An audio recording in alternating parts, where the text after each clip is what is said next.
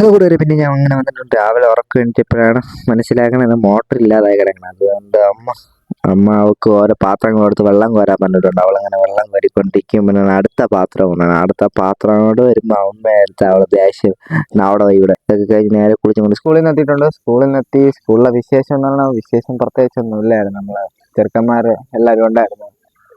ഒരുത്തൻ ബെഞ്ച് മാറിപ്പോയെന്നില്ല, അവൻ മാത്രം തന്നെ ബെഞ്ചിൽ നിന്ന് മാറിയിരുന്നു. നമ്മളെല്ലാവരും പഴയതുപോലെ സെറ്റ് വൈബായിരുന്നു. ഇനി എന്തിന്, ഇനി ചോറ് കഴിക്കണം, നേരെ ട്യൂഷന് പോകണം. ഇനി അതൊക്കെ തന്നെ പരിപാടി. പിന്നെ രാവിലത്തെ പോലെ ഇന്നും വെള്ളം കോരേണ്ടി വരും. വെള്ളം പൈപ്പില്ലാതായി കിടക്കണം. അതുകൊണ്ട് ഇനി വെള്ളം കോരണം. വെള്ളം കോരി വെച്ചോ വിളിക്കുക. അപ്പോൾ ശരി, ബൈ. ഇനി അപ്പോൾ വീട്ടിൽ വന്നിട്ടാണ് ട്യൂഷൻ. അങ്ങനെ ട്യൂഷൻ ക്ലാസ്സിൽ നിന്ന് അങ്ങനെ കോലമാണ്. മഴയത്ത് കവറും കൊണ്ടുവന്ന് നമ്മളങ്ങനെ വീട്ടിൽ കയറിയിട്ടുണ്ട്. ഇനി എല്ലാം കഴിച്ചും കൊണ്ട് കിടക്കണം. ഇന്നങ്ങനെ കിട്ടിയിട്ടുള്ള വചനമാണ് ജോബിന്റെ പുസ്തകം 20:27. ആകാശം അവന്റെ അനീതികളെ വെളിപ്പെടുത്തും, ഭൂമി അവനെതിരെ ഉയരും. ഇതാണ് ഇന്നത്തെ വചനം. എല്ലാവർക്കും ഗുഡ് നൈറ്റ്, ബൈ.